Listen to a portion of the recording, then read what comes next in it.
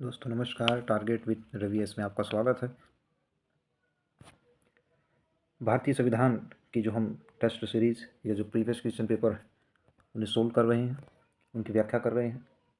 जो आने वाले यूपीपीसीएस का जो एग्ज़ाम है, इसके साथ ही समीक्षा अधिकारी, सहायक समीक्षा अधिकारी का जो एग्ज़ाम है, के साथ में बीपीएससी का जो एग्ज़ाम है, के साथ ही अन्य जो भी सामान्य अध्ययन के प्रश्न पत्र आगामी कुछ माह में आयोजित होंगे, उनमें आपका रेलवे, एसएससी के जो भी एग्ज़ाम होंगे उनमें भारतीय संविधान जो से संबंधित जो प्रश्न हैं उन पर हम चर्चा कर रहे हैं, जो प्रीवियस ईयर में पूछे गए हैं या भविष्य में जिनके पूछे जाने की संभावना है।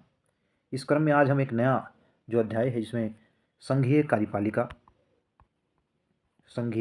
का अध्ययन करेंगे। संघीय कार्यपालिका का जो उल्लेख है वो भारतीय संविधान के भाग 5 तथा अनुच्छेद 52 से लेकर के 78 में जो है उल्लेखित है। अगर इसमें अध्याय पूछ लिया जाए कि भाग 5 का जो अध्याय है, तो अध्याय 1 जो है, इस भाग 5 के अध्याय 1 में संघीय कार्यपालिका का उल्लेख जो है किया गया है। और इसमें जो उल्लेखित करेंगे, जो संवैधानिक प्रावधान है, उनमें आपका राष्ट्रपति, उपराष्ट्रपति, उसके बाद प्रधानमंत्री, मंत्रिपरिषद और आपका महान्यायवादी, इन सब का जो है इस 52 से लेकर के 78 तक के जो अनुच्छेद हैं, इसमें इनका उल्लेख किया गया है। इनसे संबंधित जो इनकी शक्तियाँ हैं, जो कर्तव्य हैं, उनसे संबंधित जो प्रश्न पूछे गए उन पर चर्चा करेंगे। आइए शुरू करते हैं। इसमें पहला प्रश्न दिया है, निम्नांकित में से किस प्रकार के प्राधिकार भारत के राष्ट्रपति को प्राप्त है? तो किस प्रकार के प्राधिकार राष्ट्रपति को प्राप्त है? पहला है वास्तविक व लोकप्रिय, दूसरा है औपचारिक और विधिक, तीसरा है राजनीतिक और नाम मात्र, चौथा है संवैधानिक और नाम मात्र। तो इसमें वास्तविक और लोकप्रिय जो प्रावधान है, जो संसदीय प्रणाली है, पहले चर्चा करते हैं कि संसदीय शासन प्रणाली, ठीक है। विश्व में जो लोकतांत्रिक सरकारें हैं वो लगभग दो तरह से अपनी जो कार्यपालिका और विधायिका के जो संबंध है, उनकी प्रकृति के आधार पर दो तरह की सरकारें पाई जाती हैं। एक में संसदीय शासन प्रणाली है, जो शासन की प्रणाली वो दो तरह की है। दूसरा है आपका अध्यक्षात्मक शासन प्रणाली। तो संसदीय शासन प्रणाली भारत में ब्रिटेन से ली गई, तो भारत में संसदीय शासन प्रणाली है। संसदीय शासन प्रणाली में जो आपकी कार्यपालिका है, यानी जो सरकार, जो कार्यपालिका है, वो अपने नीतियों एवं कार्यों के लिए विधायिका के प्रति उत्तरदायी होती है। संसदीय शासन प्रणाली में कार्यपालिका अपने नीतियों एवं कार्यों के लिए जो विधायिका के प्रति उत्तरदायी होती है, जबकि अध्यक्षात्मक शासन प्रणाली में ऐसा नहीं होता। उसमें कार्यपालिका अपने नीति व कार्यों के लिए विधायिका के प्रति उत्तरदायी नहीं होती है, तो उसे अध्यक्षात्मक शासन प्रणाली कहा जाता है। अध्यक्षात्मक शासन प्रणाली अगर देखा जाए तो जैसे आपका ब्राज़ील है, श्रीलंका है, या आपका जो संयुक्त राज्य अमेरिका है, तो वहाँ जो अध्यक्षात्मक शासन प्रणाली है, जहाँ कार्यपालिका विधायिका के प्रति उत्तरदायी नहीं होती। जबकि संसदीय शासन प्रणाली अगर हम देखें तो भारत के साथ साथ भारत में ब्रिटेन से ली गई है। ब्रिटेन में जो है संसदीय शासन प्रणाली है। इसके बाद जो जापान है, इसके बाद कनाडा है, बहुत सारे ऐसे देश हैं विश्व स्तर पर जिनमें संसदीय शासन प्रणाली प्रचलित है। तो इसमें जो ऑप्शन दिया है, इसमें आपका जो निम्नलिखित में से किस प्रकार के जो प्राधिकार हैं, जो अधिकार है वो राष्ट्रपति को प्राप्त हैं? तो भारतीय संविधान का जो अनुच्छेद 52 है, 52 से जो अनुच्छेद है उसमें भारत का एक राष्ट्रपति होगा। इनका जो 61 तक के जो अनुच्छेद है उनसे संबंधित प्रश्नों पर चर्चा करते हैं। जो 52 अनुच्छेद, भारत का एक राष्ट्रपति होगा। जबकि जो आर्टिकल 53 है, तो संघ की कार्यपालिका शक्ति जो है वो राष्ट्रपति में निहित होगी। जबकि आर्टिकल नंबर जो 54 है उसमें लिखित है कि राष्ट्रपति का जो निर्वाचक मंडल में कौन शामिल होंगे? लोकसभा, यानी संसद के दोनों सदनों के निर्वाचित सदस्य, मनोनीत सदस्य इसमें शामिल नहीं होंगे, निर्वाचित सदस्य, तथा राज्य विधानसभाओं के निर्वाचित सदस्य इसमें प्रतिभाग करते हैं। अनुच्छेद 55 में राष्ट्रपति का निर्वाचन है कि राष्ट्रपति का निर्वाचन अप्रत्यक्ष निर्वाचन प्रणाली के अंतर्गत एकल संक्रमणीय मत प्रणाली के द्वारा किया जाता है। इसके साथ ही जिसमें कुल वैध मतों का आधे से एक अधिक मतदान होगा तो उसे जो है विजयी घोषित किया जाता है। 56 जो अनुच्छेद है, इसमें राष्ट्रपति का कार्यकाल, उसका पदावधि है कि पद ग्रहण की तिथि से 5 वर्ष तक। हालांकि बीच में भी जो है राष्ट्रपति अपना जो त्यागपत्र है वो उपराष्ट्रपति को सौंप सकते हैं। इसके साथ ही अनुच्छेद जो 57 है राष्ट्रपति के पुनर्निर्वाचन के बारे में है। इस पर भारतीय संविधान जो है चर्चा नहीं करता है, क्योंकि यहाँ ये उल्लेखित नहीं है कि कोई व्यक्ति कितनी बार जो है राष्ट्रपति बन सकता है। जैसे यूएसए में एक व्यक्ति 2 ही बार जो है राष्ट्रपति बन सकता है। अमेरिका में जो राष्ट्रपति का जो कार्यकाल है वो 4 वर्ष का होता है। भारत में इस पर जो है संविधान चुप है, यहाँ पर नहीं बताया गया कि एक व्यक्ति कितनी बार जो है राष्ट्रपति बन सकता है। अनुच्छेद 58 अगर भारतीय संविधान का देखें तो उसमें राष्ट्रपति के जो संबंधित पद के योग्यताएं वो दी गई हैं कि आयु जो है 35 वर्ष हो, भारत का नागरिक हो, जन्म से भारत का नागरिक होने की शर्त इसमें उल्लेखित नहीं है, तथा वह जो है लोकसभा का सदस्य निर्वाचित होने की योग्यता रखता है। तो ये जो है राष्ट्रपति की 3 प्रमुख योग्यताएं हैं। इसके साथ ही आर्टिकल नंबर 59 है कि वह लाभ का पद धारण न करता हो, लाभ का पद धारण नहीं करता हो। राष्ट्रपति अनुच्छेद 60 के अंतर्गत जो है शपथ ग्रहण करता है, पद ग्रहण से पूर्व शपथ ग्रहण करते हैं, और वो जो शपथ है वो सर्वोच्च न्यायालय के जो सीजेआई यानी चीफ जस्टिस हों, या चीफ जस्टिस नहीं है तो वह अन्य जो भी वरिष्ठ न्यायाधीश होंगे उनके समक्ष जो है शपथ ग्रहण करते हैं। अनुच्छेद 61 के अंतर्गत राष्ट्रपति पर जो है महाभियोग महाभियोग चलाया जा सकता है। इसकी सूचना उन्हें 14 दिन पूर्व देनी होती है। तथा राष्ट्रपति पर जो महाभियोग है संविधान के अतिक्रमण के आधार पर चलाया जाता है। आपसे पूछ सकता है कि किस आधार पर चलाया जाता है, तो संविधान के अतिक्रमण के आधार पर राष्ट्रपति पर महाभियोग चलाया जाता है, जिसे संसद के किसी भी सदन में जो है महाभियोग के विधेयक को प्रस्तुत किया जाता है। आइए अब जो है प्रश्न चर्चा करते हैं। तो इसमें जो ऑप्शन आपका पहला है वास्तविक व लोकप्रिय, तो यहाँ पर वास्तविक शक्तियाँ राष्ट्रपति में निहित नहीं होती हैं, जबकि जो वास्तविक शक्तियाँ हैं, चूँकि मंत्रिपरिषद राष्ट्रपति में जो शक्तियाँ हैं वह उन शक्तियों का जो अपने कार्यों का जो प्रयोग करते हैं वो मंत्रिपरिषद के माध्यम से करते हैं, तो पहला गलत हो जाएगा। दूसरा औपचारिक और विधिक शक्तियाँ हैं, ये सही हो जाएगा, क्योंकि जो वास्तविक शक्ति है तो मंत्रिपरिषद में औपचारिक रूप से राष्ट्रपति को दी गई है अनुच्छेद 53 के अंतर्गत। राजनीतिक और नाम मात्र ये गलत हो जाएगा, केवल राजनीतिक पद राष्ट्रपति जी का नहीं है। संवैधानिक और नाम मात्र, संवैधानिक इसलिए क्योंकि संविधान में ये प्रावधान उल्लिखित हैं, तो ऑप्शन डी इसमें आपका राइट हो जाएगा। पहले का ऑप्शन आपका डी इज राइट आंसर। अगर हमने एक बार जो है पहले जो डिस्कशन किया है, आगे जो प्रश्न करने में जो है आसानी होगी। दूसरा प्रश्न है संविधान के निम्नलिखित अनुच्छेदों में से किस एक के अंतर्गत संघ की कार्यपालिका शक्ति राष्ट्रपति में निहित है, तो आसान हो गया। देखो अभी बताया था कि संघ की कार्यपालिका शक्ति राष्ट्रपति में निहित है, अनुच्छेद 53 आपका ऑप्शन सी हो जाए। जबकि अनुच्छेद 52 में भारत का एक राष्ट्रपति होगा, अनुच्छेद 55 में जो है राष्ट्रपति का निर्वाचक मंडल। क्वेश्चन नंबर 3 है कथन है रक्षा बलों का सर्वोच्च कमांडर राष्ट्रपति में निहित है। जो राष्ट्रपति हैं वो रक्षा बलों के सर्वोच्च कमांडर हैं, और इसका उल्लेख अनुच्छेद 53(2) में किया गया है। कारण है प्रधान सेनापति की हैसियत से राष्ट्रपति की शक्तियां विधायी नियंत्रण से स्वतंत्र है, ऐसा नहीं है, तो कथन इसमें सही हो जाएगा, परंतु कारण जो है वो गलत हो जाएगा, तो option C is right answer. प्रश्न नंबर 4 देखेंगे, भारतीय संविधान भारत के राष्ट्रपति को क्या अधिकार नहीं देता, प्रधानमंत्री की नियुक्ति का बिल्कुल अधिकार है। अनुच्छेद 75 के अंतर्गत जो है राष्ट्रपति प्रधानमंत्री की नियुक्ति करते हैं। राज्यों के मुख्यमंत्री की नियुक्ति का अधिकार राज्यपाल को दिया गया है, न कि राष्ट्रपति को दिया गया, तो ऑप्शन 20 में राइट हो जाएगा। क्वेश्चन नंबर 5 देखते हैं, नीचे 2 वक्तव्य दिए गए हैं, कथन है राष्ट्रपति संसद का भाग है। बिल्कुल राष्ट्रपति संसद का भाग है, चूंकि अनुच्छेद 79 के अंतर्गत संसद का निर्माण लोकसभा, राज्यसभा तथा राष्ट्रपति से मिलकर के होता है, तो उसमें राष्ट्रपति जो है संसद का एक जो है अंग है, उसका भाग है। कारण है संसद के दोनों सदनों द्वारा पारित विधेयक बिना राष्ट्रपति की स्वीकृति के कानून नहीं बन सकते हैं, तो इसमें बिल्कुल सही है, कथन व कारण दोनों सही तथा व्याख्या भी सही हो जाएगी, option A is right answer.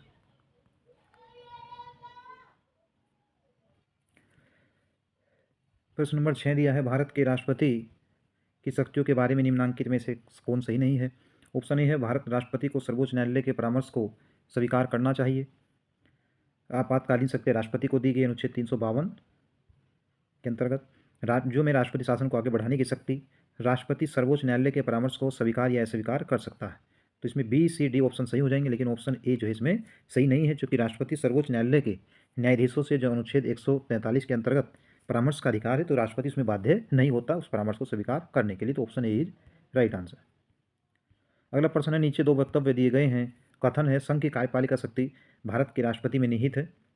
कारण है कार्यपालिका शक्तियां सरकार का व्यवसाय चलाने से संबंधित है, तो ऑप्शन जो आपका 7 है इसमें कथन सही है, कारण भी सही है, लेकिन जो व्याख्या है वह सही नहीं है, option B is right answer.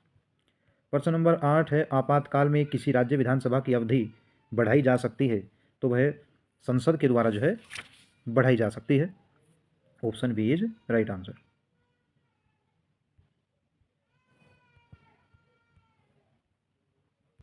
आठ का ऑप्शन है जो आपातकाल में राज्य की विधानसभा की अवधि जो है संसद द्वारा बढ़ाई जा सकती है, ऑप्शन बी राइट आंसर।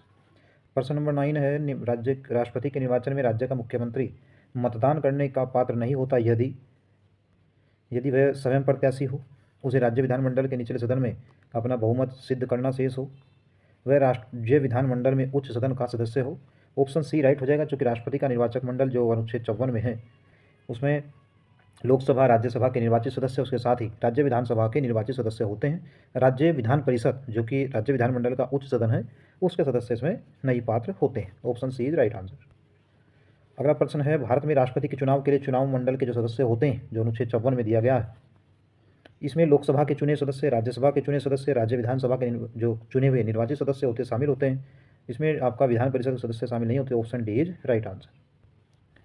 अगला है राष्ट्रपति और उपराष्ट्रपति की अनुपस्थिति में कौन राष्ट्रपति का कार्यभार ग्रहण करेगा। जब राष्ट्रपति और उपराष्ट्रपति दोनों ही अनुपस्थित हों तो राष्ट्रपति का जो कार्यभार है उसे सर्वोच्च न्यायालय का मुख्य न्यायाधीश जो है ग्रहण करते हैं, और अगर ये भी ना हो तो जो वरिष्ठ न्यायाधीश होगा सर्वोच्च न्यायालय में वह उस पद को ग्रहण करेंगे। Option A is right answer. राष्ट्रपति और उपराष्ट्रपति जो प्रश्न नंबर 11 हमने कर लिया है।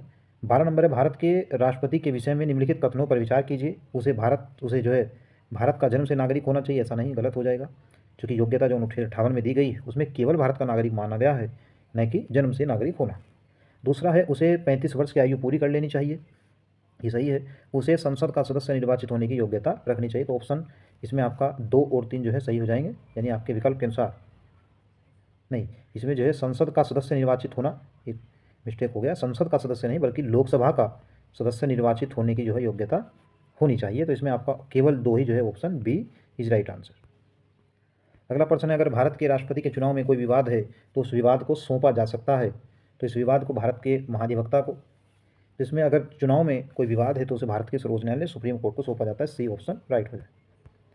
अगला प्रश्न है भारत के उपराष्ट्रपति उम्मीदवार के लिए क्या आवश्यक नहीं है। तो वह 35 वर्ष की आयु रखते हों, लोकसभा का सदस्य चुने जाने की योग्यता रखते हों, पढ़ा लिखा हो। तो इसमें बी ऑप्शन देश का नागरिक यानी भारत का नागरिक हो। तो इसके अनुसार आपका जो बी ऑप्शन है वो सही हो जाएगा, पढ़ा लिखा होने की इसकी कोई शर्त नहीं दी गई। अगला प्रश्न है एक सांसद अथवा विधानसभा का सदस्य राष्ट्रपति निर्वाचित हो सकता है परंतु चुनाव लड़ने से पूर्व उसे अपने सदस्यता से त्यागपत्र देना होगा। दूसरा है अपने निर्वाचन से 6 माह के अंदर अपनी सदस्यता छोड़नी होगी। निर्वाचन के तुरंत उपरांत अपनी जो सदस्यता छोड़नी होगी। तो 15 का आपका जो ऑप्शन है वो सी सही हो जाएगा।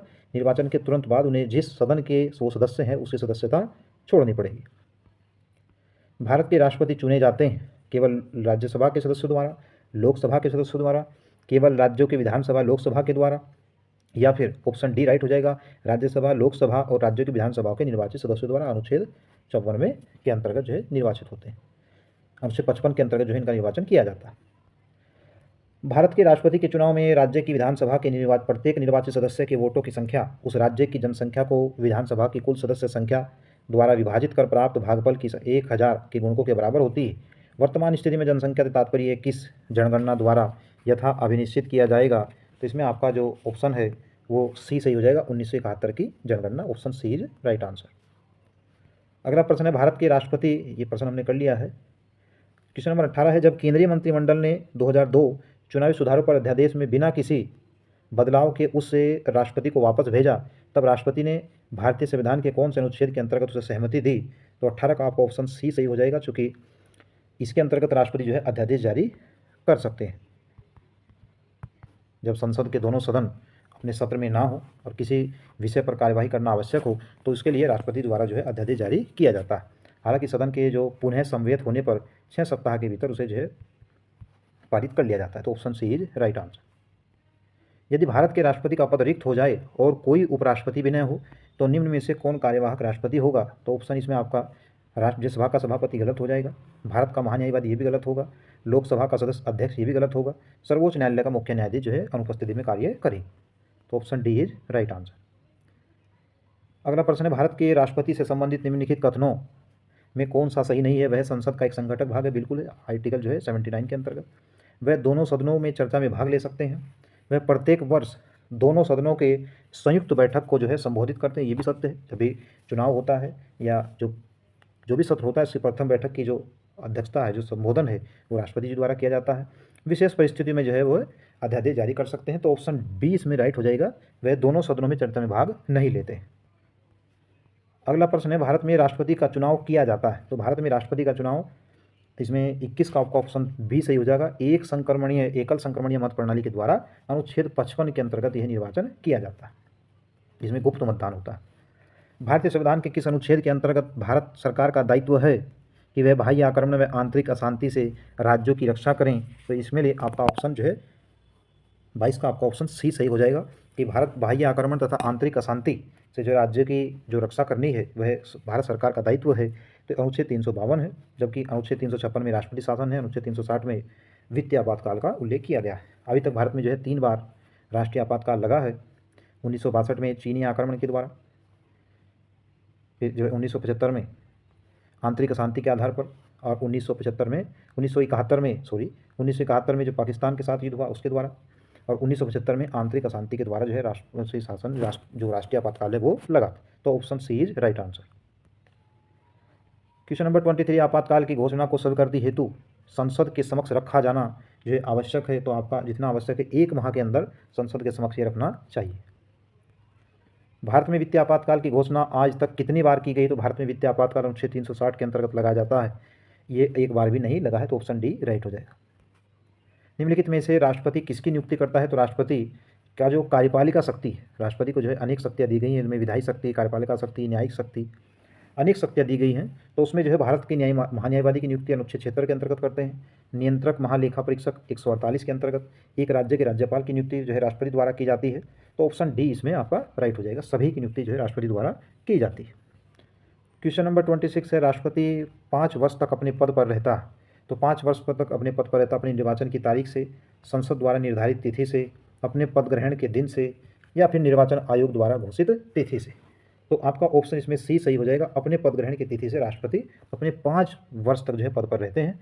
हालांकि अगर संविधान के अतिक्रमण का आरोप लगे तो राष्ट्रपति पर जो है महाभियोग अनुच्छेद 61 के अंतर्गत लगाया जा सकता है, या समय से पूर्व भी वह जो है अपने त्यागपत्र को उपराष्ट्रपति को जो सौंपते हैं, तो उपराष्ट्रपति इसकी सूचना जो है लोकसभा अध्यक्ष को जारी करते हैं। तो option C is right answer. कथन है, अपने कार्यकाल के दौरान भारत के राष्ट्रपति के विरुद्ध किसी भी न्यायालय में मुकदमा नहीं चलाया जा सकता। ये सही है। कारण राष्ट्रपति का पद संविधान के ऊपर है, तो ऐसा नहीं, तो कारण गलत हो जाएगा, जबकि कथन सही है। तो इसलिए आपका option C is right answer. आगे है, भारत के राष्ट्रपति को यह अधिकार नहीं प्राप्त है कि वह समाधान करे, सर्वोच्च न्यायालय के न्यायाधीश को हटाए, आपातकाल की घोषणा करे, या अध्यादेश जारी करे। तो उस कौन सा जो है अधिकार राष्ट्रपति जी को प्राप्त नहीं है? तो समाधान का अधिकार भी प्राप्त है, आपातकाल की घोषणा का अधिकार प्राप्त है, अध्यादेश जारी करने का जो अधिकार है, शक्ति है, वो अनुच्छेद 123 के अंतर्गत प्राप्त है। तो सर्वोच्च न्यायालय के न्यायाधीश को जो है पद से हटाने की शक्ति जो है राष्ट्रपति के पास नहीं। इसके लिए जो है संसद, ये जो शक्ति है वो संसद में निहित है। भारत के संविधान के अनुच्छेद 360 के अधीन वित्तीय आपात से संबंधित निम्नलिखित कथनों पर विचार कीजिए। तो इसमें कहा है, वित्तीय आपात की उद्घोषणा 2 मास की समाप्ति पर प्रवर्तन में नहीं रहेगी यदि उस अवधि की समाप्ति से पहले संसद के दोनों सदनों के संकल्प द्वारा उसका अनुमोदन नहीं कर दिया जाता।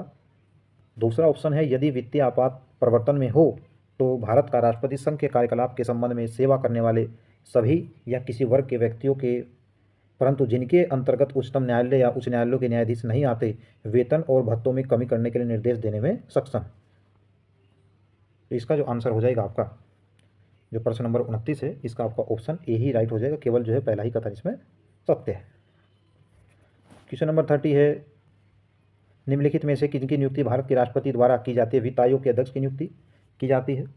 इसके साथ ही योजना आयोग के उपाध्यक्ष की नियुक्ति, योजना आयोग के उपाध्यक्ष जो बीते हुए समय की आयोग हो गया है, इसकी जगह में नीति आयोग का गठन किया गया है 1 जनवरी 2015 से।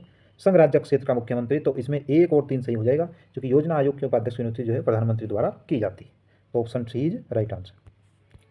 31 है, एक विधेयक जो संसद में प्रस्तुत किया जाता है, कौन सी क्रिया के बाद वह अधिनियम बन जाता है?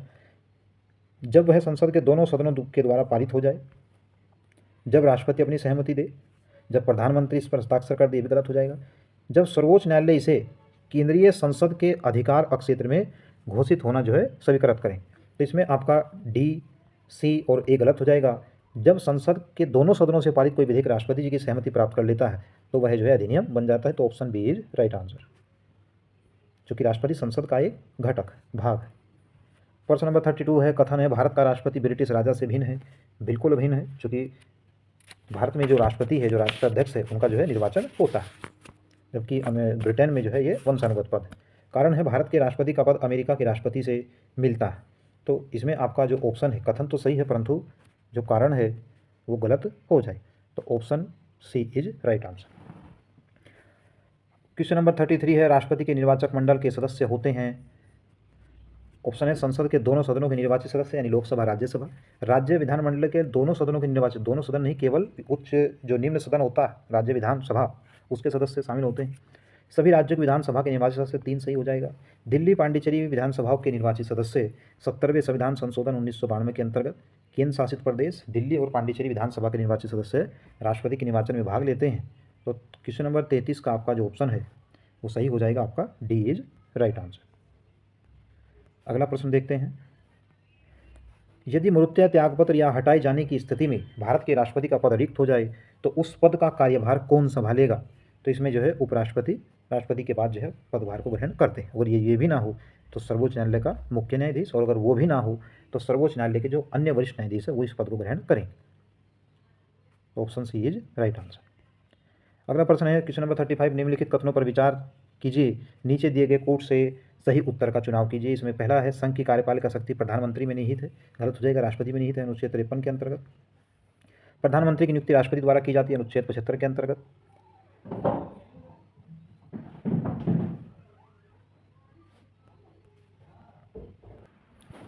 क्वेश्चन नंबर 35 है, निम्नलिखित कथनों पर विचार कीजिए, नीचे दिए गए कोट से सही उत्तर का जो है चुनाव करना है। पहला है संघ की कार्यपालिका शक्ति प्रधानमंत्री में निहित है, प्रधानमंत्री में निहित है, गलत हो जाएगा। प्रधानमंत्री की नियुक्ति राष्ट्रपति द्वारा की जाती है अनुच्छेद 75 के अंतर्गत। प्रधानमंत्री मंत्रिपरिषद के प्रधान होते हैं, ये भी सही है। यह आवश्यक नहीं कि नियुक्ति के समय प्रधानमंत्री किसी सदन के सदस्य हों। तो 35 का आपका ऑप्शन जो है सी सही हो जाएगा, सी इज राइट आंसर। पहला जो है इसमें गलत हो जाएगा, चूंकि संघ की कार्यपालिका शक्ति वो राष्ट्रपति में निहित होती है अनुच्छेद 75 के अंतर्गत। क्वेश्चन नंबर 36 है, भारत का राष्ट्रपति आपात की घोषणा कर सकता है यदि खतरा हो। तो खतरा इसमें बाहरी आक्रमण का हो, आंतरिक अशांति का नहीं है। ये 44वें संविधान संशोधन 1978 के द्वारा विलोपित कर दिया गया है, इसके जगह सशस्त्र विद्रोह जो है शामिल किया गया। तो तीसरा सही हो जाएगा। तो 1 और 3 जो है इसमें आपका सही हो जाएगा। तो 36 का आपका option D is right answer. अगला प्रश्न है, भारतीय संविधान के किस अनुच्छेद के अंतर्गत राष्ट्रपति पर महाभियोग चलाया जा सकता है? तो राष्ट्रपति पर महाभियोग अनुच्छेद 61 के अंतर्गत चलाया जा सकता है। यह संसद के किसी भी सदन में जो है प्रस्तुत किया जाएगा। प्रश्न नंबर 38 है, लोकसभा और राज्यसभा की संयुक्त बैठक किसके द्वारा आयोजित की जाती है?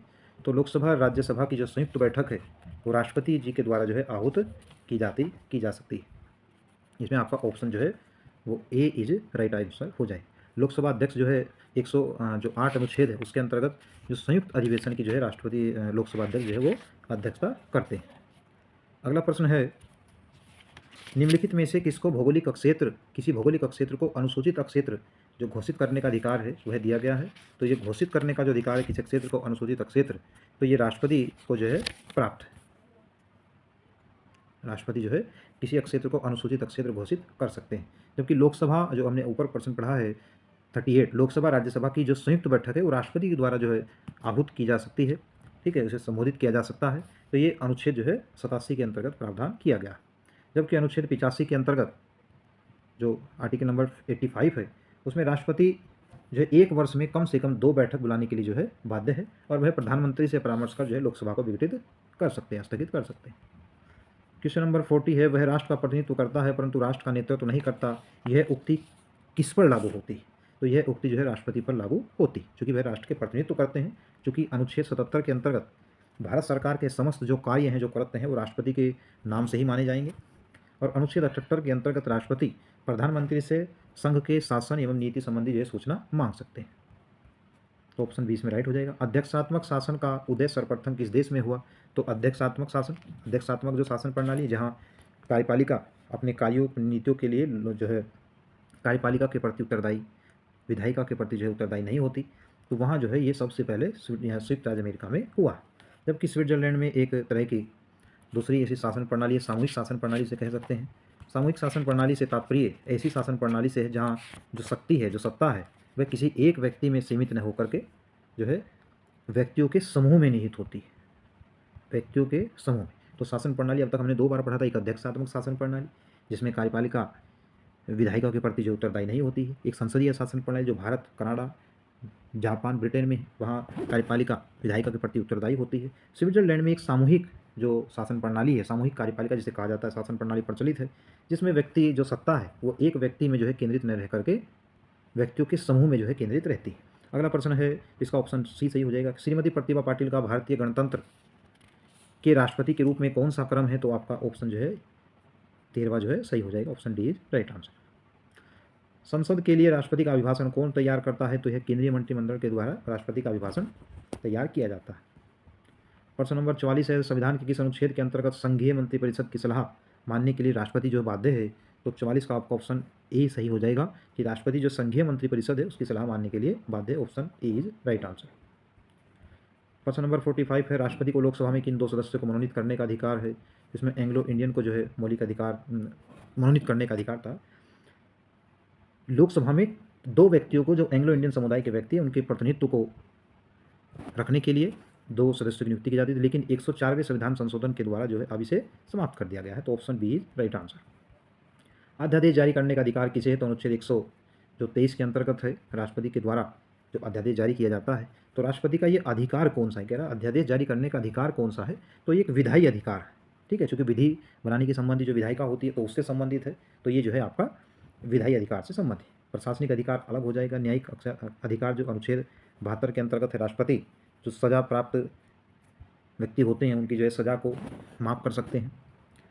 इसमें लघुकरण, परिहार, विराम, इस तरह की जो है यानी मृत्युदंड तक को समाप्त कर देते हैं, तो वह जो है आपके अनुच्छेद 72 में है।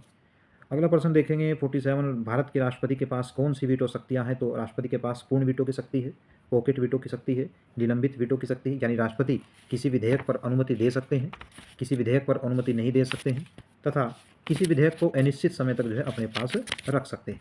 तो इसमें जो आपकी एब्सोल्यूट जो वीटो हो जाएगी, यानी इसे आत्यंतिक वीटो कहते हैं। इसमें राष्ट्रपति जब किसी विधेयक पर अपनी अनुमति नहीं देते हैं तो विधेयक का अस्तित्व जो है वो समाप्त हो जाता है।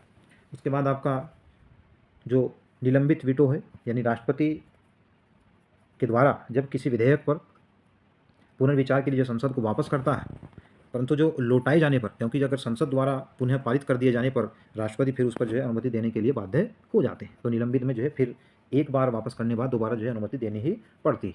पॉकेट वीटो, जो पॉकेट वीटो है, इससे तात्पर्य उस शक्ति से है जब राष्ट्रपति किसी विधेयक पर अनुमति देने या न देने के लिए समय सीमा का उन पर प्रतिबंध नहीं होता। इसके लिए सबसे पहले 1986 में राष्ट्रपति ज्ञानी जैन सिंह जी के द्वारा भारतीय डाक संशोधन विधेयक पर जो है ये इस शक्ति का प्रयोग किया गया था। तो इसमें आपका ऑप्शन डी राइट हो जाएगा। सभी शक्तियाँ राष्ट्रपति को प्राप्त। किन किन परिस्थितियों में राष्ट्रपति संसद का संयुक्त अधिवेशन आहूत करते हैं?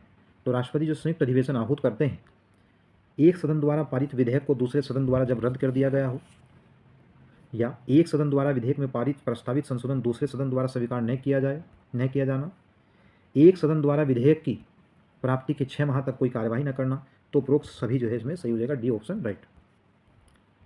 क्वेश्चन नंबर 49, निम्नलिखित में से कौन से राष्ट्रपति पूर्व में केंद्रीय गृह मंत्री थे? तो 49 का आपका ऑप्शन जो है बी सही हो जाएगा। ज्ञानी जैन सिंह जो है पूर्व राष्ट्रपति बनने से पूर्व जो है केंद्रीय गृह मंत्री के पद पर रह चुके हैं। क्वेश्चन नंबर 50 है, राष्ट्रपति द्वारा जारी अध्यादेश संसद का अधिवेशन आरंभ होने के कितने दिनों तक अधिक से अधिक एक बार में प्रभावी रह सकता है? तो अध्यादेश जो प्रभावी होने की जो समय सीमा है वो 6 सप्ताह। तो संसद का अधिवेशन अगर आरंभ हो गया तो उसका प्रभाव 6 सप्ताह तक बना रहेगा। तब तक 6 सप्ताह के अंदर संसद को जो है उसे प्रस्तावित जो है करना पड़ेगा, उसे कानून बनाना पड़ेगा। क्वेश्चन नंबर 53 है, भारतीय संविधान के अनुच्छेद 352 के अनुसार राष्ट्रीय आपात की घोषणा निम्नलिखित में से किन परिस्थितियों में की जाती है? तो किन परिस्थितियों में की जाती है? इनमें संवैधानिक मशीनरी की असफलता हो, या आक्रमण हो, अशांति हो, परंतु राष्ट्रीय आपातकाल की बात हो रही है तो ये इसके लिए जो है युद्ध, बाह्य आक्रमण, सशस्त्र विद्रोह की परिस्थितियाँ होती। तो option D is right answer.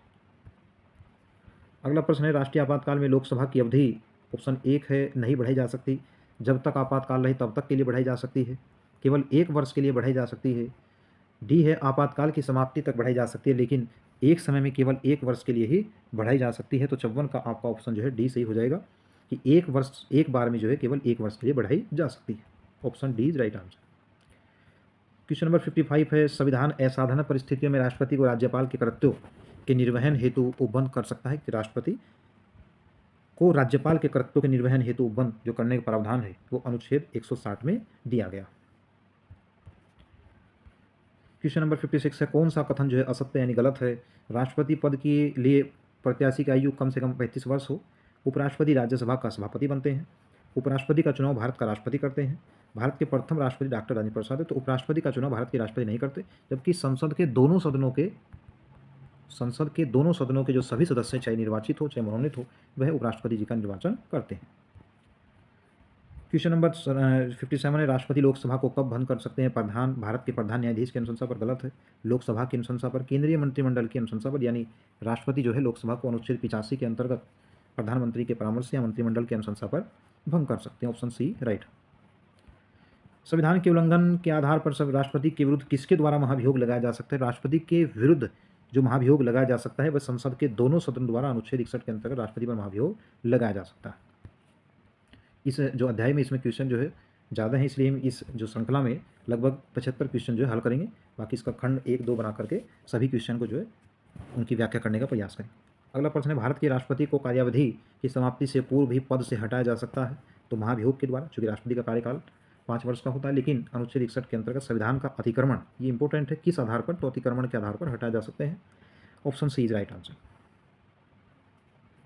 राष्ट्रपति पद्धति में समस्त कार्यपालिका की शक्तियां किसमें निहित होती है? अनुच्छेद 53 के अंतर्गत ये राष्ट्रपति में निहित होती है। क्वेश्चन नंबर 61 है, 61 दिया है, भारतीय संविधान के निम्नलिखित में से किस संशोधन द्वारा राष्ट्रपति को कोई भी मामला मंत्रिपरिषद द्वारा पुनर्विचार किए जाने के लिए वापस भेजने का अधिकार दिया गया है? तो 44वें संविधान संशोधन 1978 में यह प्रावधान किया गया। क्वेश्चन नंबर 62 देखिए, भारतीय संविधान के किस अनुच्छेद के अंतर्गत राष्ट्रपति संसद के दोनों सदनों द्वारा पारित किसी बिल पर अपनी स्वीकृति जो है रोक सकते हैं? तो किसी विधेयक पर राष्ट्रपति अपनी स्वीकृति दोनों सदन के द्वारा, अगर किसी कोई बिल पारित भी है, कोई विधेयक पारित है, पर तो फिर भी जो है अपनी स्वीकृति रोक सकते हैं। तो इसके लिए अनुच्छेद 111 सही हो जाएगा। भारतीय संविधान के किस अनुच्छेद के अंतर्गत राष्ट्रपति संसद के दोनों सदनों द्वारा पारित किसी बिल पर अपनी स्वीकृति रोक सकते हैं? यह भी चर्चा किया, 111 नंबर है, अनुच्छेद 111। भारत के राष्ट्रपति को उसके पद से हटाया जा सकता है संसद के द्वारा, लोकसभा के द्वारा, मुख्य न्यायाधीश के द्वारा या प्रधानमंत्री के द्वारा? तो ऑप्शन डी राइट हो जाएगा, अनुच्छेद 61 के अंतर्गत महाभियोग। सामान्य अध्ययन से जो संबंधित प्रश्न है, संविधान से संबंधित जो प्रश्न है, वो लगभग प्रत्येक एग्जाम में पूछे जाते हैं, इसलिए आप जो है जिनकी व्याख्या करना बड़ा इंपॉर्टेंट है, उसके जो शॉर्ट नोट है अपने वो बनाते रहेंगे। भारत का कार्यपालिका अध्यक्ष कौन है? तो ये राष्ट्रपति है, प्रधानमंत्री है, विरोधी दल के नेता है या भारत सरकार के मुख्य सचिव। तो 64 का आपका ऑप्शन ए सही हो जाएगा। कार्यपालिका शक्ति यहाँ जो राष्ट्रपति जी हैं वो कार्यपालिका यानी सरकार के प्रमुख पदाधिकारी की नियुक्ति जो राष्ट्रपति द्वारा ही की जाती है। राष्ट्रपति पर महाभियोग का आरोप संसद के किस सदन के द्वारा लगाया जा सकता है? तो लोकसभा भी लगा सकती है, राज्यसभा भी लगा सकती है, संसद के किसी भी सदन द्वारा लगाया जा सकता है। तो option C is right answer. तो 65 का आपका सी सही हो जाएगा। भारतीय संविधान का कौन सा अनुच्छेद राष्ट्रपति के पद के लिए पुनः निर्वाचन की योग्यता निर्धारित करता है? तो इसमें पुनः निर्वाचन जो है अनुच्छेद 57 के अंतर्गत जो है लगाया गया है।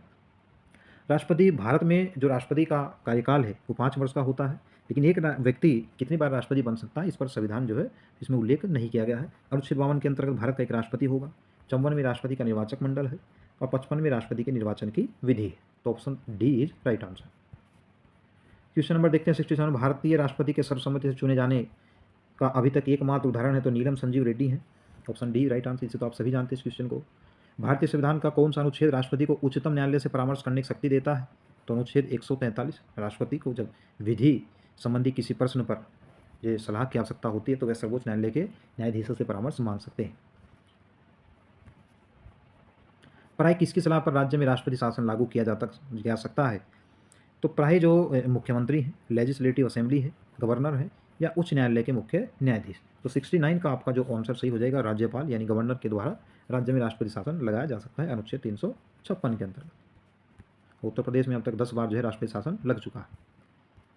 अगला प्रश्न है, जब कोई विधेयक संसद के दोनों सदनों द्वारा पारित कर दिया गया हो तो निम्नलिखित में से किसको उस विधेयक पर अनुमति रोकने का अधिकार प्राप्त है? तो ये राष्ट्रपति को ही अधिकार प्राप्त है, ऑप्शन ए राइट हो जाएगा। भारत के पूर्व राष्ट्रपतियों में निम्नलिखित में कौन बिहार का राज्यपाल रह चुका है? तो इसमें डॉक्टर जाकिर हुसैन राष्ट्रपति बनने से पूर्व जो है बिहार के राज्यपाल रह चुके थे। अगला प्रश्न, निम्न में से कौन राष्ट्रपति होने से पूर्व भारत के उपराष्ट्रपति पद पर आसीन नहीं रहे? यानी राष्ट्रपति होने से पहले वह उपराष्ट्रपति नहीं थे। डॉक्टर एस राधाकृष्णन, जाकिर हुसैन, वेंकट रमन या फिर नीलम संजीव रेड्डी। तो 72 का आपका ऑप्शन सी सही हो जाएगा, नीलम संजीव रेड्डी राष्ट्रपति बनने से पूर्व भारत के वाइस प्रेसिडेंट यानी उपराष्ट्रपति नहीं थे। वर्तमान में जो भारत के उपराष्ट्रपति हैं वो श्री जगदीप जो है धनखड़ जी। 73 नंबर जो प्रश्न है, भारत के किस राष्ट्रपति को मिसाइल मैन की संज्ञा दी गई है? तो आप सभी जानते हैं डॉक्टर APJ अब्दुल कलाम जी जो मिसाइल मैन की संज्ञा दी थी। स्वतंत्र भारत के प्रथम जो राष्ट्रपति थे वह किस राज्य से थे? जो डॉक्टर राजेंद्र प्रसाद जी थे वह किस राज्य से थे? तो वे बिहार राज्य से थे और एकमात्र यह राष्ट्रपति हैं जिन्होंने 2 अपने कार्यकाल पूरे किए। तो option C is right answer. Last question है इस श्रृंखला का, 75 क्वेश्चन हम इस श्रृंखला में करेंगे। भारतीय संसद का संयुक्त अधिवेशन निम्नलिखित में से कौन बुला सकता है? तो संसद का जो संयुक्त अधिवेशन है उसे राष्ट्रपति जी के द्वारा जो है आहूत किया जा सकता है। तो 75 का आपका ऑप्शन सी 1 जो है सही हो जाएगा। और ये उस स्थिति में बुलाया जा सकता है जब संसद के दोनों सदन अथवा लोकसभा राज्यसभा में किसी विधेयक को लेकर के जो है गतिरोध हो। इस संयुक्त अधिवेशन की अध्यक्षता है वो अनुच्छेद 108, ये जो संयुक्त अधिवेशन का उल्लेख 108 के अंतर्गत किया गया है और इसकी अध्यक्षता 118 की धारा 4 के अंतर्गत जो है लोकसभा अध्यक्ष द्वारा की जा सकती है। तो 75 का आपका ऑप्शन ए सही हो जाएगा। उम्मीद है कि ये वीडियो आपको पसंद आया होगा। अगर आपके वीडियो काम का हो तो इसे जो है शेयर करें, चैनल को सब्सक्राइब करें। धन्यवाद।